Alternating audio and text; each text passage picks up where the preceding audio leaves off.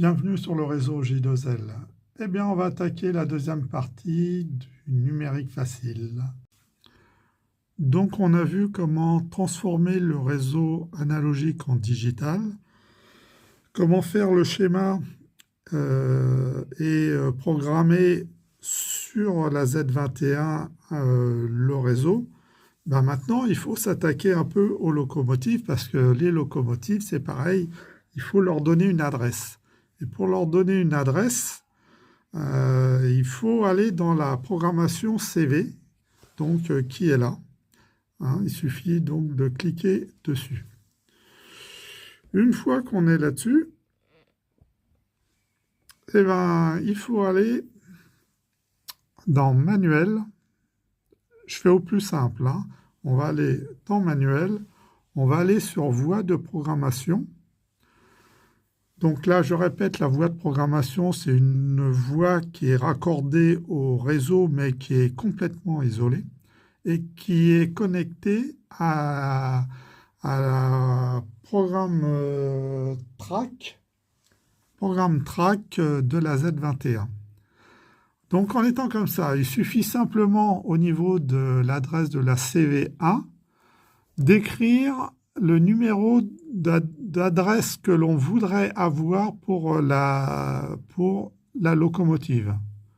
Donc là, on peut taper ce qu'on veut. C'est l'adresse, c'est à vous de décider ce que vous voulez.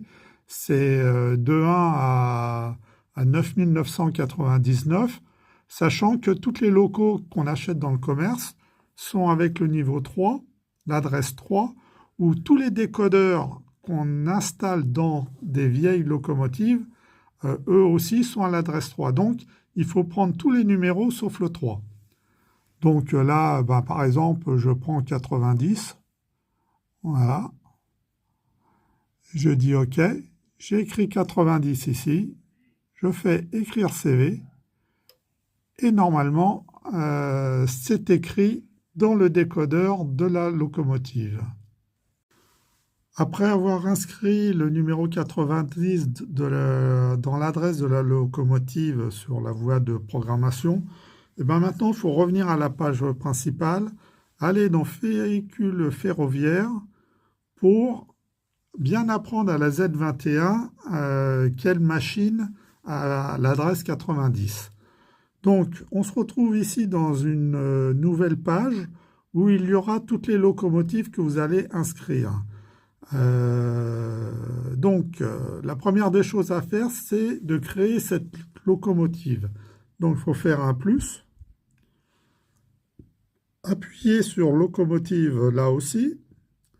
Et là apparaît donc la nouvelle locomotive qui est ici avec le chiffre 3. 3, c'est l'adresse du décodeur de cette locomotive qu'on vient d'installer. Justement. Donc, on est bien sur la page de cette locomotive avec 3. Donc, c'est là où il faut changer cette adresse et mettre donc 90, comme on avait programmé dans le décodeur. Et là, la Z21 sait que cette locomotive aura le numéro 90 et pilotera bien la locomotive de l'adresse 90. À partir de là, donc, vous mettez le type de véhicule ferroviaire que c'est, vous sélectionnez ce que c'est, vous mettez le nom de la locomotive, hein, si elle est, si c'est un truc bien précis. Donc nous, on va dire, par exemple, c'est un Moïse.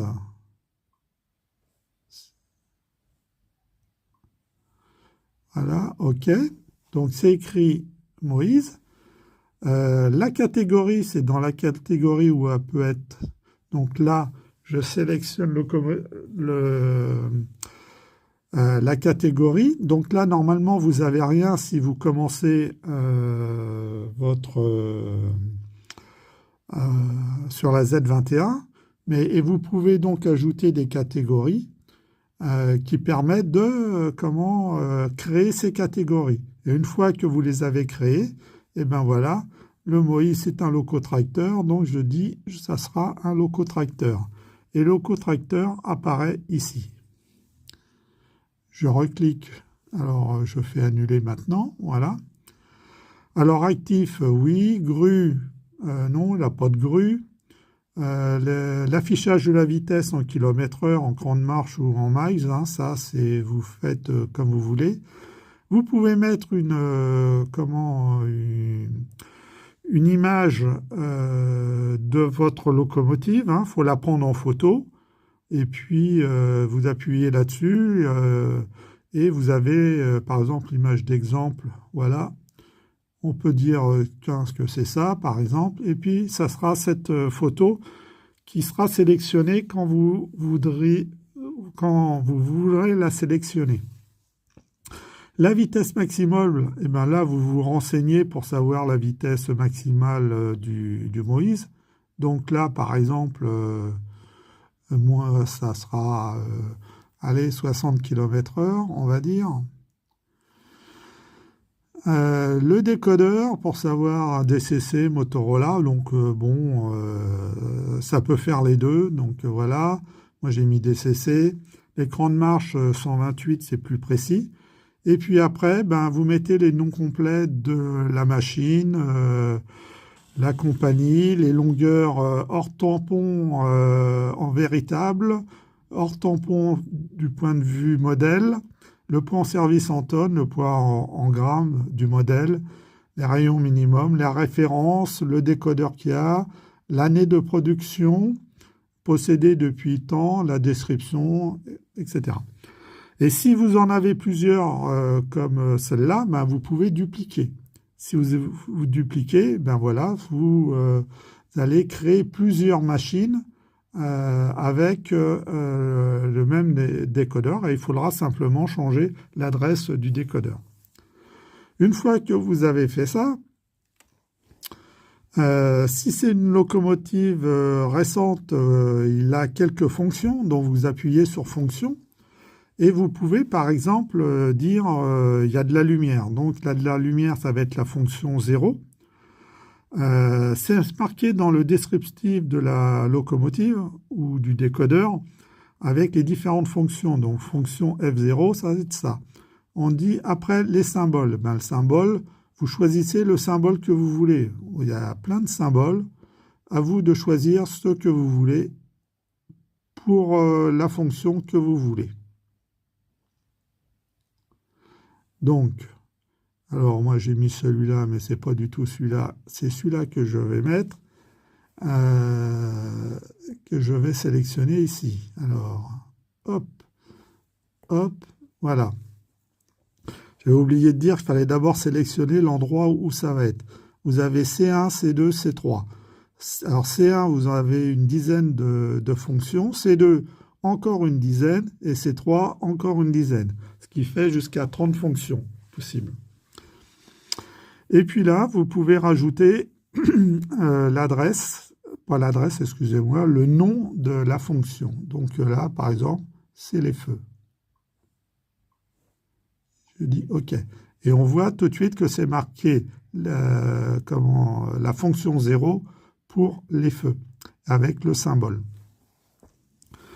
Et dernière chose, vous pouvez dire que c'est un commutateur, donc c'est on ou off, un bouton poussoir, c'est-à-dire que quand on appuie, c'est on, et puis quand on relâche, c'est off, ou une temporisation, c'est-à-dire que quand on appuie dessus, pendant un certain temps que l'on peut régler, eh ben, vous pouvez mettre en route les feux qui vont s'éteindre au bout de X secondes, minutes, heures, c'est à vous de choisir. Une fois que vous avez fini, ben, tout ça c'est enregistré. Donc il faut maintenant revenir sur la page centrale, aller sur Play, et là, vous sélectionnez la nouvelle machine. Donc la nouvelle machine, elle est en bas, donc c'est celle-là. Voilà, donc on reconnaît l'image, on a le numéro du décodeur, l'adresse du décodeur 90, le nom de la machine qu'on a créée, Moïse, et la fonction lumière que j'ai créée. Donc il suffit d'appuyer dessus et là la lumière apparaît sur la locomotive. Pour la faire fonctionner, il suffit de faire avancer le curseur et là vous voyez les vitesses qui apparaissent théoriquement par rapport à la valeur que vous avez rentrée. Le sens, c'est celui-là ou celui-là. Et puis voilà. Et puis vous avez la fonction stop qui arrête la locomotive. À partir de maintenant, donc votre locomotive roule sur votre circuit. Vous la faites avancer comme ça et puis elle roule tranquillement sans aucun problème. Donc votre réseau est numérisé avec une machine qui roule dessus sans problème. Pour programmer les aiguillages, donc il faut tous les numéroter de 1 à n, notamment tous ceux que vous voulez piloter par la Z21. Il se peut qu'il y ait quelques aiguillages que vous voulez piloter manuellement avec des commandes indépendantes de la Z21. Donc il faut vraiment les numéroter de 1 à n sur le schéma du poste de commande. C'est important. Une fois que vous aurez fait ça, il faudra maintenant programmer les boîtiers qui commanderont ces aiguillages. Et là, donc, on va voir comment on va faire. Chaque boîtier peut piloter 8 aiguillages.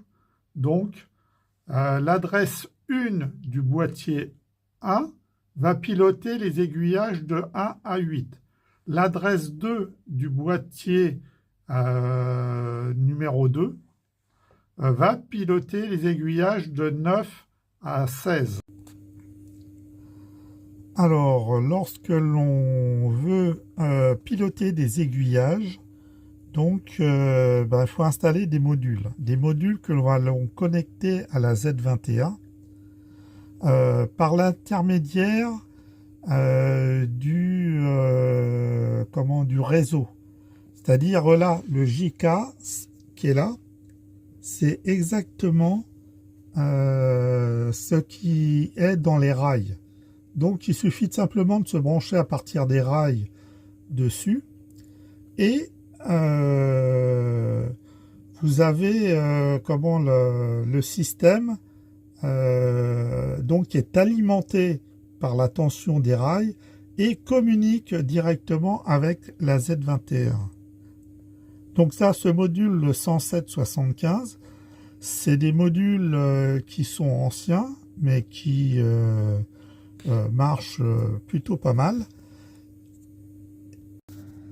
Et les nouveaux boîtiers sortis par Roku sont les 10836 qui permettent d'alimenter des aiguillages, mais aussi mettre des feux de signalisation si besoin.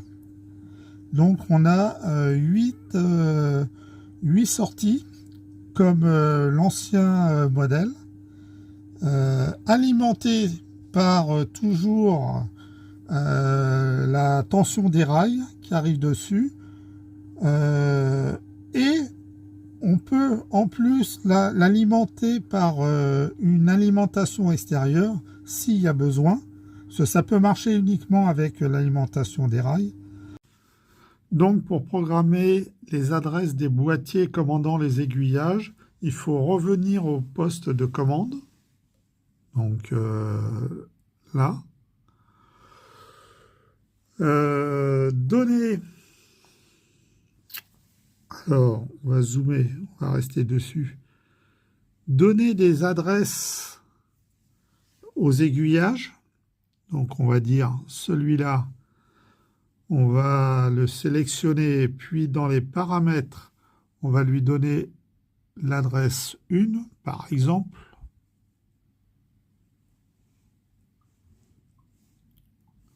OK. Donc là, on est bien adresse 1. Celui-là, on va lui mettre l'adresse 2. Donc, hop.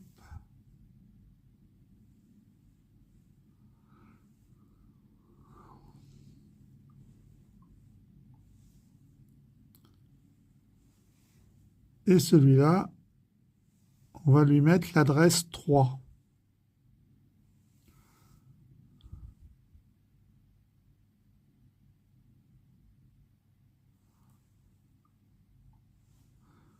Voilà.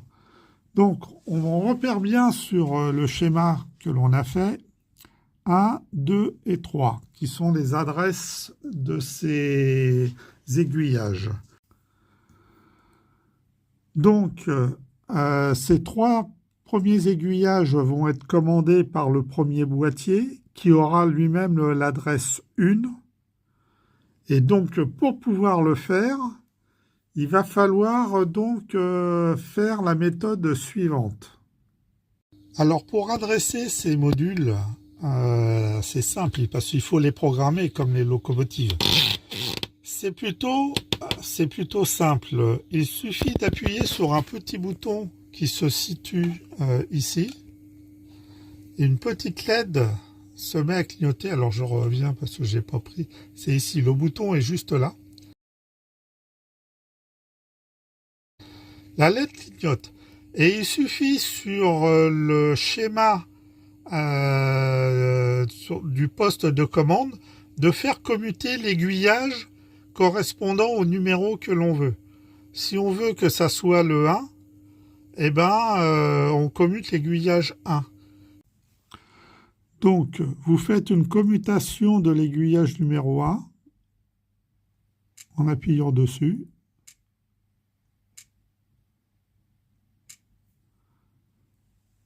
Et à partir de ce moment-là,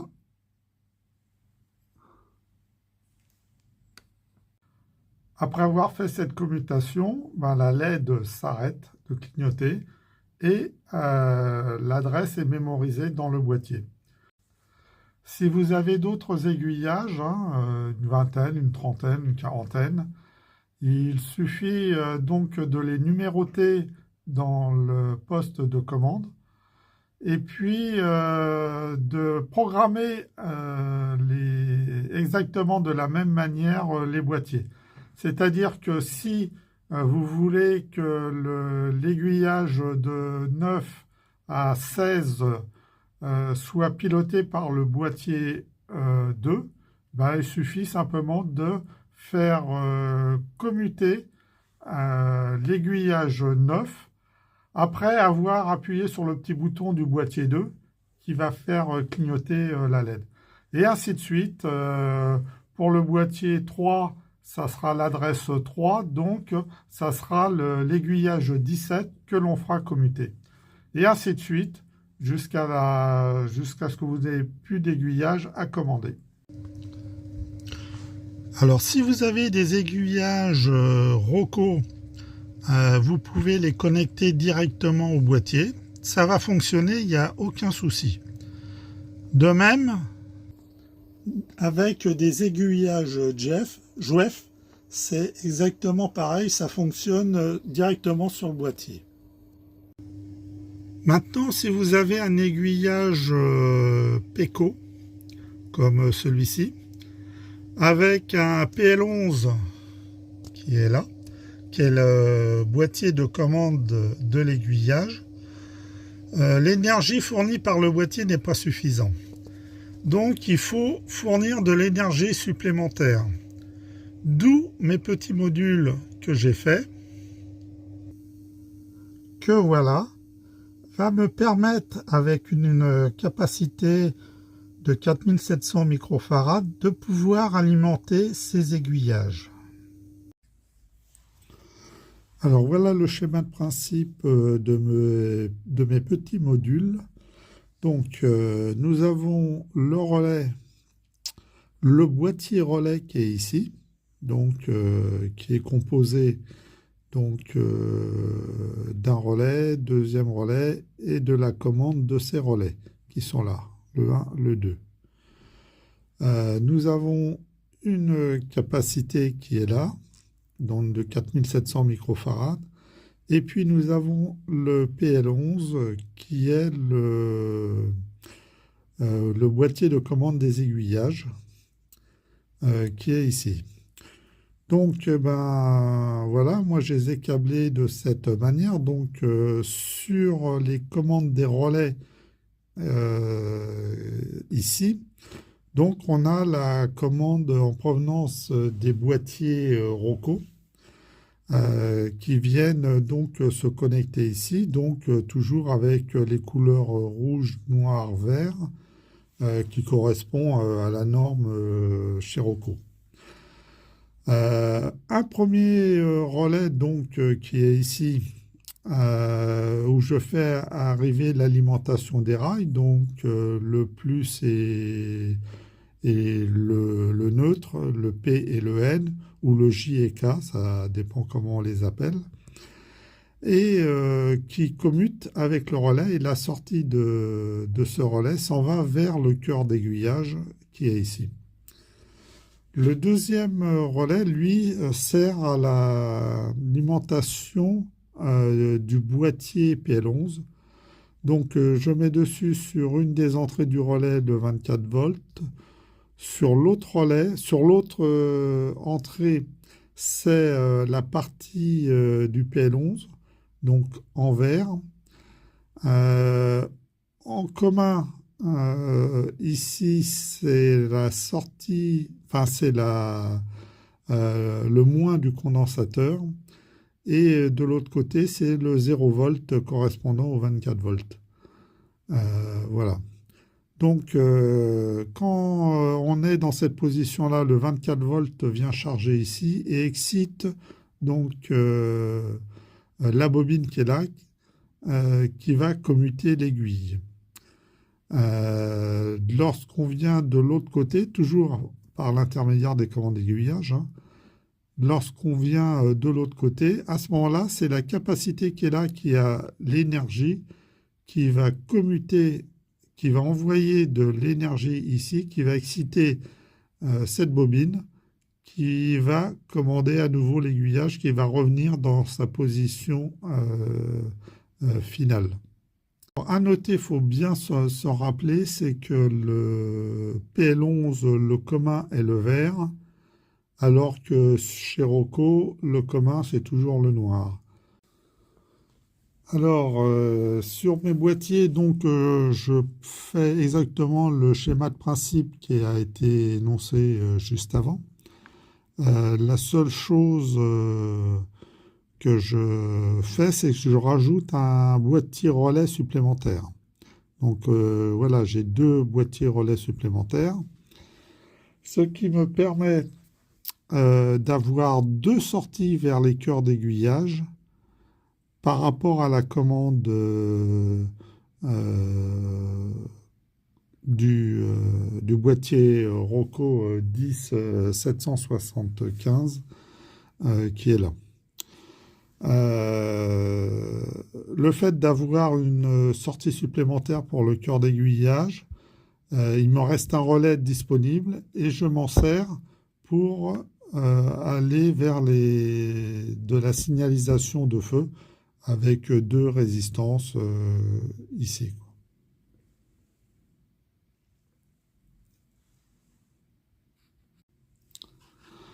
Donc voici le schéma de principe avec deux boîtiers relais. Donc premier boîtier relais qui est ici. Voilà. Deuxième boîtier relais qui est là. Donc si on reprend juste pour la commande du PL11, donc il est en bas, c'est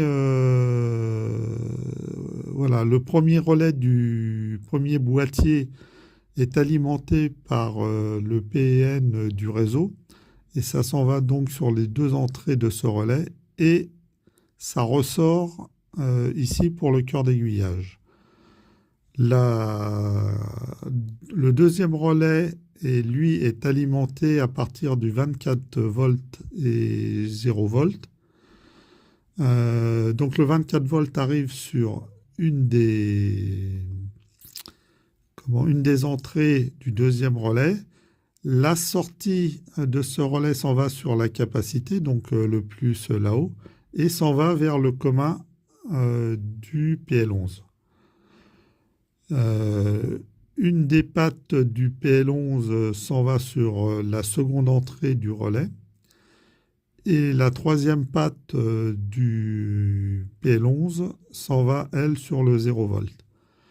Sur le deuxième boîtier que j'ai rajouté, eh ben, j'ai exactement la même chose concernant le premier relais pour l'alimentation des cœurs de réseau. Et j'ai utilisé donc la dernière partie, le dernier relais, pour aller alimenter via des résistances des LED qui permettent de faire de la signalisation sur les voies. Alors, le but de les avoir mis côte à côte me permet, on le verra un petit peu plus tard, mais que les relais se trouvent dans des positions différentes. Ce qui veut dire que le A se retrouve actuellement avec le P du réseau, alors que le D se retrouve avec le N du réseau. Ce qui veut dire qu'à chaque coup, j'ai la bonne polarité disponible dedans. Il suffit de bien câbler l'extérieur pour être sûr que tout fonctionne.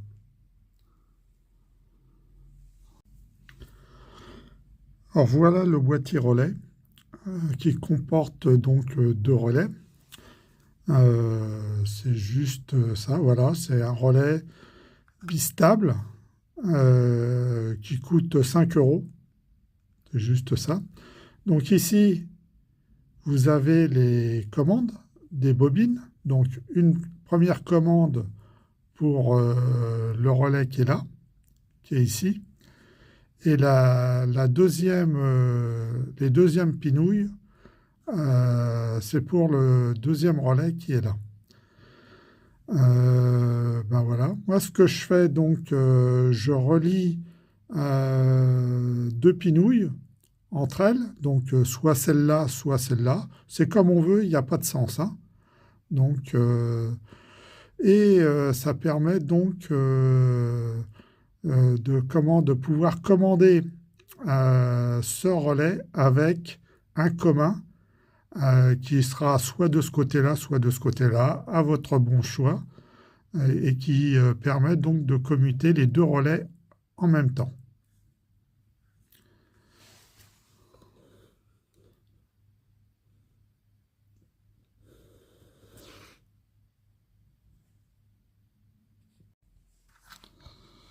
Donc voilà le câblage des boîtiers relais, c'est ça qui compte le plus. Donc en blanc, le premier boîtier, le jaune est le second boîtier.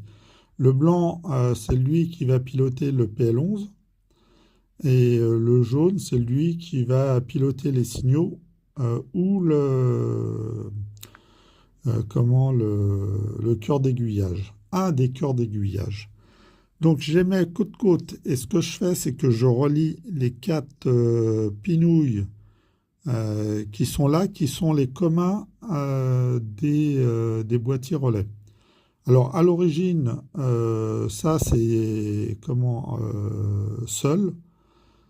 Il n'y a pas de plus, il n'y a pas de moins, on fait comme on veut de ce côté-là. Donc là, moi, ce que j'ai fait, c'est je considère que ces quatre-là, ça devient le commun. Et ma commande qui est là, elle, va alimenter celui-là et celui-là en même temps. Donc, et pareil pour la seconde entrée qui est ici. Donc, lorsque l'on envoie une commande quelque part, eh ben, ça fait changer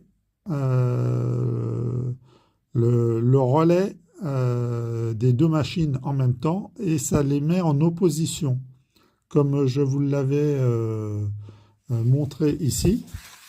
Je reviens là et on se retrouve avec un relais qui est là et là qui ne sont pas connectés pareil, ce qui permet d'avoir donc les cœurs